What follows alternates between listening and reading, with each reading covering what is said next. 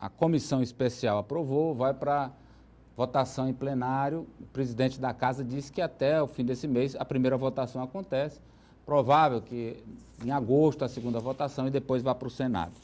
Agora, a questão é, se essa PEC entrar em vigor como está elaborada, ela vai conseguir fazer o objetivo de todos, que é reduzir a criminalidade, especialmente a criminalidade perpetrada por adolescentes nessa faixa, 16 a 18 anos, ou não. Lembrando que também nessa PEC há a previsão de dobrar a punição aos maiores que conduzem os menores ou se utilizam dos menores para o cometimento de crimes, como foi o caso aí do Adão, no caso Castelo do Piauí, que é hoje emblemático para o Brasil inteiro. Inclusive essa discussão lá na Comissão Especial, em vários momentos o caso Castelo foi trazido à tona.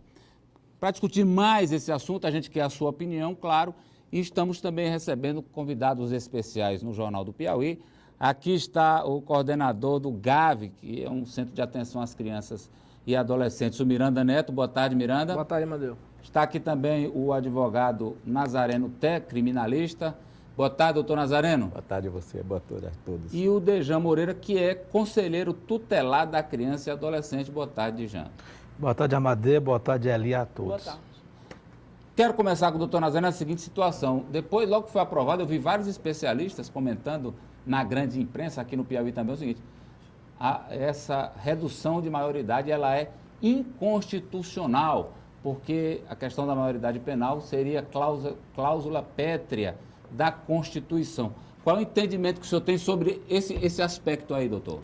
Na realidade, a Constituição tem determinado regramento que não pode ser mudado porque são básicos para a sobrevivência da nossa sociedade.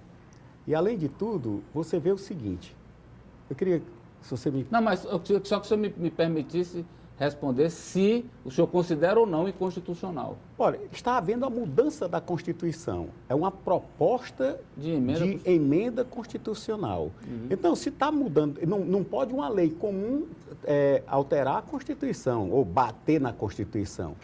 Mas eu vejo isso aí com uma preocupação muito grande, porque a Constituição é o regramento básico para a nossa sociedade brasileira, nós aqui. E se muda uma coisa que é considerada elementar para a possibilidade de nós vivermos em sociedade. Então, eu acho que é muito perigoso, é uma grande ilusão que estão vendendo, é um grande tiro no pé que o Estado brasileiro está dando nesse momento, principalmente, como é que o menor, ele não tem capacidade de entender o seu ato, nem se de autodeterminar com esse entendimento, para um determinado crime, mas para outro tem. O desenvolvimento mental dele ainda não alcançou a sua plenitude. Então, para os crimes hediondos, ele vai continuar, para os crimes comuns, ele vai continuar menor. Vai ser tratado como menor, como inimputável. Mas para crime hediondo, ele vai ser imputável. Resumindo, se ele praticar um assalto, ele vai para o 100. Mas se ele matar alguém, ele vai para a cadeia vai ser tratado como um criminoso comum. Então, eu só quero dizer a você, isso não existe. Isso é impossível de acontecer. Isso não é operacional? Não é lógico. Não tem fundamento básico disso aí, não tem fundamento jurídico, não tem fundamento social. Não se explica isso aí. Porque estão querendo fazer isso aí, não combatendo a causa, mas é o efeito.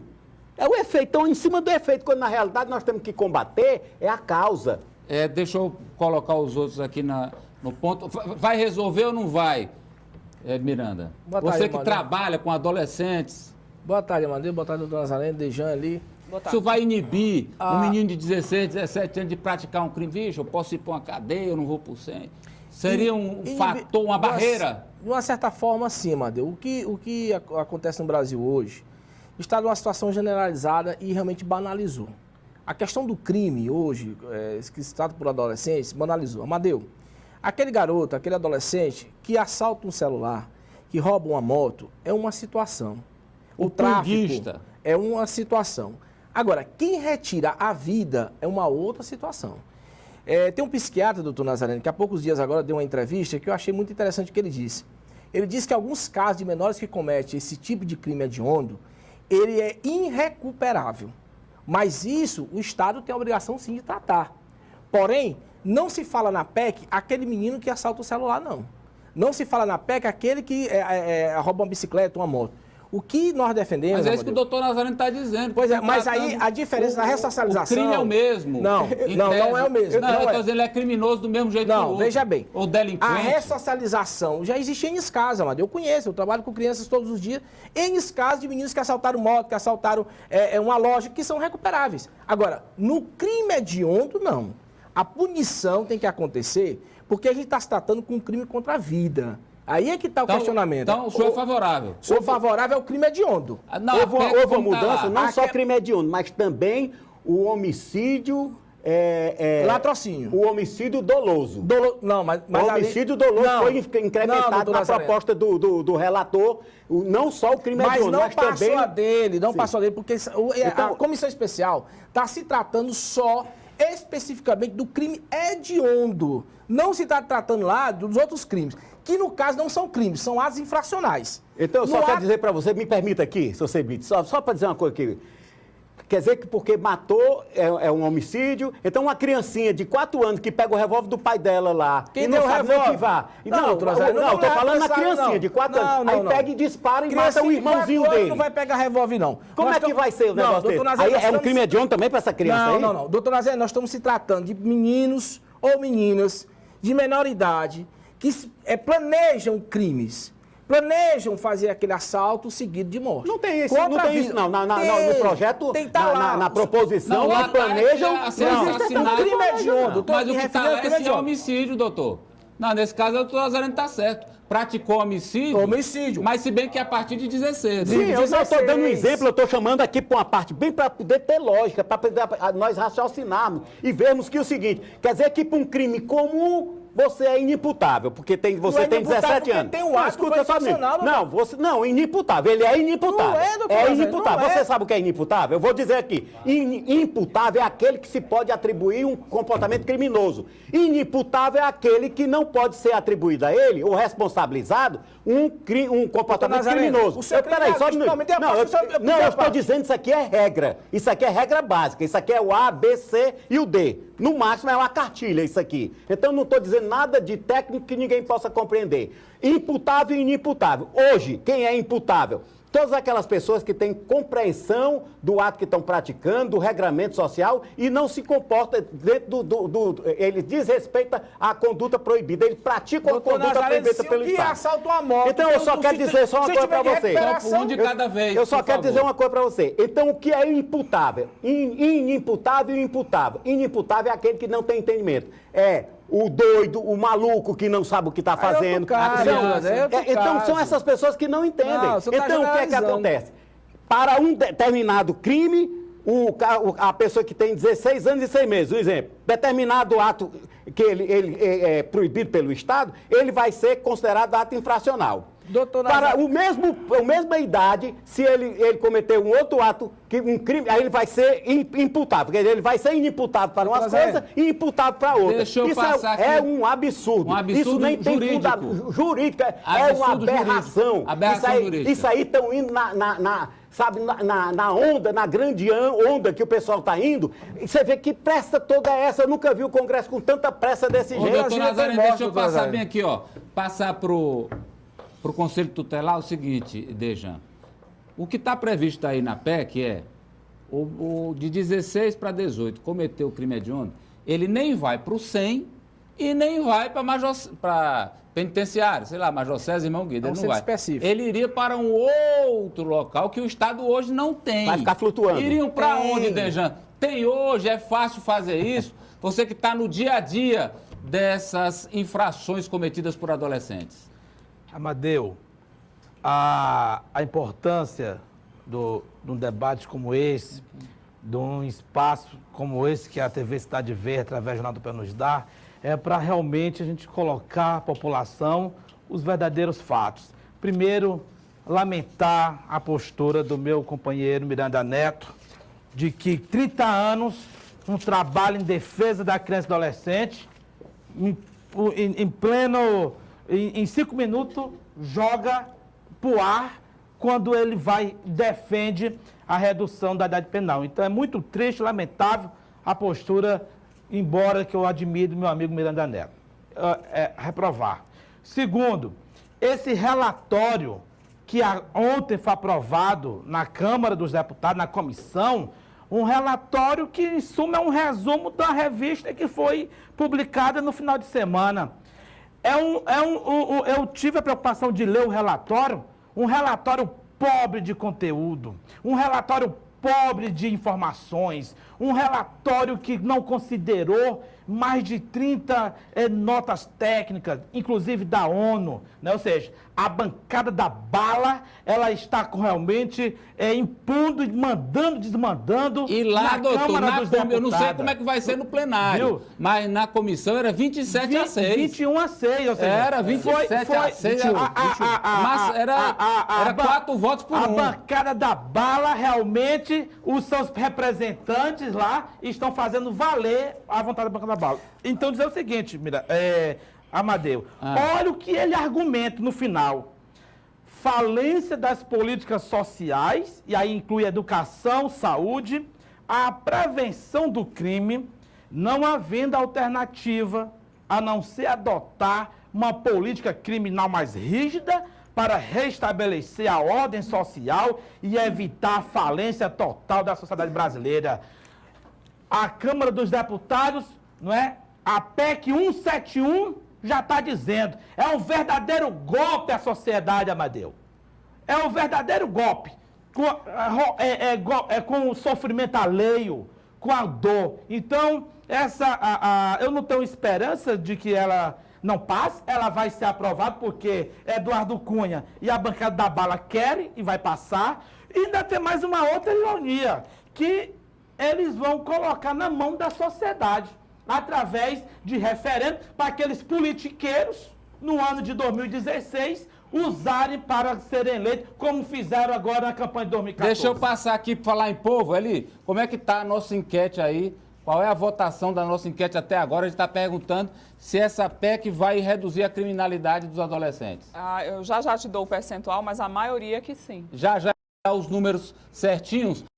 Isso, nós CEIP, que é um centro de internação provisória para menores, para estas medidas socioeducativas que acontecem e que estão sendo tão criticadas. Quem está lá é a Gorete Santos e vai falar sobre como é que funciona hoje e como é que o Estado teria ou não condições de abrigar novos centros para esses adolescentes que nem serão colocados no SEM e nem serão levados às penitenciárias. Boa tarde, Gorete. Boa tarde, Amadeu. Boa tarde a todos que acompanham o Jornal do Piauí. Olha, para você ter uma ideia, hoje no Piauí existem cerca de, na verdade, mais de 170 adolescentes que estão internados em 7 centros diferenciados aqui do estado. Alguns na capital, outros no interior do estado. 76 desses meninos se encontram no CEM, o Centro Educacional Masculino. 59 aqui no CEIP, o Centro Educacional de Internação Provisória. 7 no Centro de Defesa da Cidadania aqui de Teresina, 8 no Centro de Defesa da Cidadania de Parnaíba e 5 no Complexo de Defesa da Cidadania da cidade de Picos, além de outros 9 que fazem parte do programa de Semi-Liberdade e 7 do Centro Educacional Feminino. Só nesse ano, Amadeu, em 2015, foram apreendidos 383 adolescentes. E algo que chama a atenção, no mês de maio, foram encaminhados para o Complexo de Defesa da Cidadania 86 adolescentes. Desse total, 52% por roubo e por furto, 1,5% por crime hediondo, 8 casos de homicídios e 2 de tráfico de drogas. Nós vamos conversar com o diretor da Unidade de Atendimento Socioeducativo da SAS, que está aqui ao meu lado, o Anderle Lopes, que na verdade já está fazendo o mapeamento, começando a fazer um mapeamento da situação dos adolescentes internos aqui no estado do Piauí, os adolescentes que são apreendidos, aqueles que são encaminhados, aqueles que estão sentenciados, com a situação de cada um deles. Esse mapeamento começa a ser feito para que possam ser tomadas novas medidas no sentido de reeducar esses adolescentes. A gente começa então pelas atividades que hoje já são desenvolvidas, Anderle Lopes. Que tipo de medidas esses meninos são submetidos a partir do momento que entram no centro? Boa tarde. Boa tarde. Primeiramente, é importante esclarecer que fizemos um diagnóstico, primeiramente, para que possamos dar efetividade ao plano estadual. Diante disso, podemos constatar que o estado do Piauí não teria um mapeamento efetivo para que possa dar margem de trabalho eficaz para que as medidas socioeducativas fossem efetivadas no estado do Piauí. E essa nova gestão tem esse cuidado em fazer esse mapeamento, constatar a realidade do sistema socioeducativo no estado do Piauí e aí traçar metas para esse trabalho, né? Hoje, em nossos centros, diversas atividades são efetivadas. A exemplo aqui no CEIP, temos um trabalho de leitura para o adolescente, que aqui está interno, tem atividade esportiva, tem atividades culturais, atividades artísticas, atividades religiosas, atividade em nossa horta comunitária, que está em construção aqui nesse centro. Então, são diversas atividades implementadas nessa nova gestão, dando efetividade ao sistema socioeducativo. Há uma pergunta que a população geralmente se faz, que é a respeito da saída desses adolescentes após cumprir essas medidas socioeducativas. Muita gente tem a impressão, a sensação de que boa parte desses adolescentes retornam para os atos infracionais e acabam na reincidência e retornando novamente para o centro e ficaria nesse ciclo vicioso. Por que a população hoje tem essa sensação? Essas medidas, de fato, hoje elas não conseguem reeducar esses adolescentes? Olha, essa sensação, ela pode até ser vista de forma irreal, porque até o momento, no estado do Piauí, não tínhamos um mapeamento de toda essa situação. É o que está sendo feito nessa nova gestão. Quando terminarmos esse mapeamento e apresentarmos à sociedade nesse primeiro semestre, iremos constatar de forma positiva se existe ou não esse fator de reincidência no sistema socioeducativo do estado do Piauí. Até o presente momento, os índices são baixos de reincidência no estado do Piauí, mas a título de experiência real, né? Temos ali como constatar no Complexo de Defesa e Cidadania alguns adolescentes que dão entrada no sistema socioeducativo, mas um mapeamento concreto, com informações reais, positivas, vamos apresentar no final desse primeiro semestre.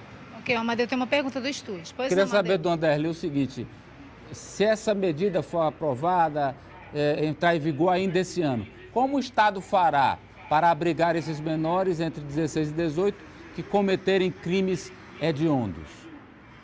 Amadeu, sua pergunta é pertinente, mas a SASC entende, primeiramente, que devemos aguardar o processo legislativo, né? Se houver alguma alteração na PEC, essa alteração será necessariamente em relação à estrutura que irá abrigar o adolescente. Então, nesse momento, devemos aguardar o término do processo legislativo e saber qual a posição do legislativo em relação a qual tipo de unidade que irá abrigar o adolescente.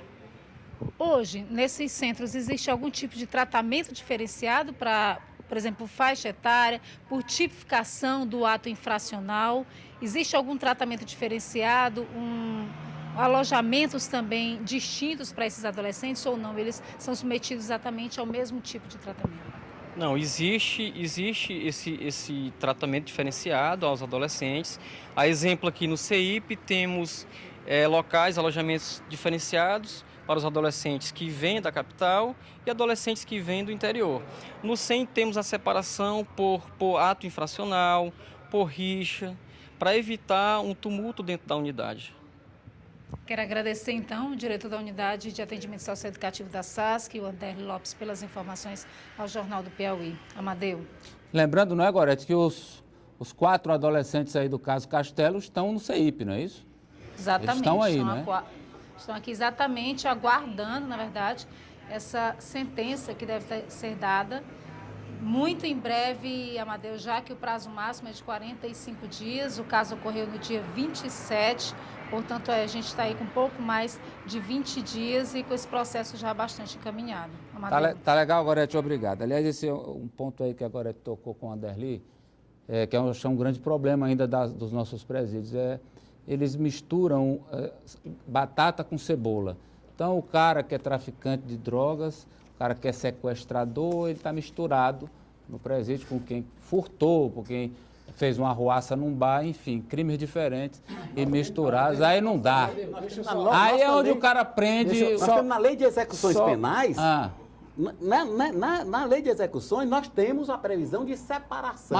Mas hoje, mas é o jeito que está hoje é que Amadeu. Tudo superlotado. Mas vamos lá que o Miranda quer se defender aqui. Não. O Dejan disse que você mudou de lado em uma semana, foi? Não, 10 deixa minutos? eu te dizer, olha. Que 10 minutos você trocou de lado. Parabenizar o trabalho que eles fazem no CEIP, mas assim, dizer assim, lamentar o Dejan, que o que a sociedade precisa, Dejan, é de uma resposta enérgica.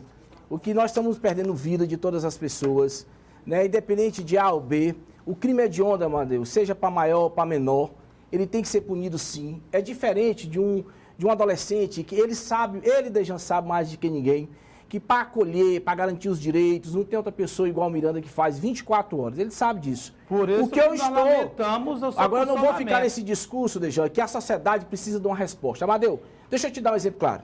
Os policiais do 5º Batalhão são heróis. Sabe o que foi que aconteceu agora? Dejan, procure a Socorro Arraes que ela vai lhe dizer. Um garoto, doutor Nazareno, de 14 anos, foi até uma viatura de polícia, pedir para ser preso e entregou o revólver. Entregou o revólver, 14 anos. 14 anos. Pediu para ser preso. Inclusive foi lá para o CI. O que aconteceu? Por que ele queria ser preso? Porque se ele voltasse para casa, veja bem, ele ia morrer porque tinha que pagar o débito da mãe de tráfico. Só que o detalhe, ele disse, olha, seu Miranda, eu não quero mais matar, eu não quero mais roubar, eu não quero mais fazer mal, eu não quero mais usar droga. Aí, Amadeu, vem aquela questão.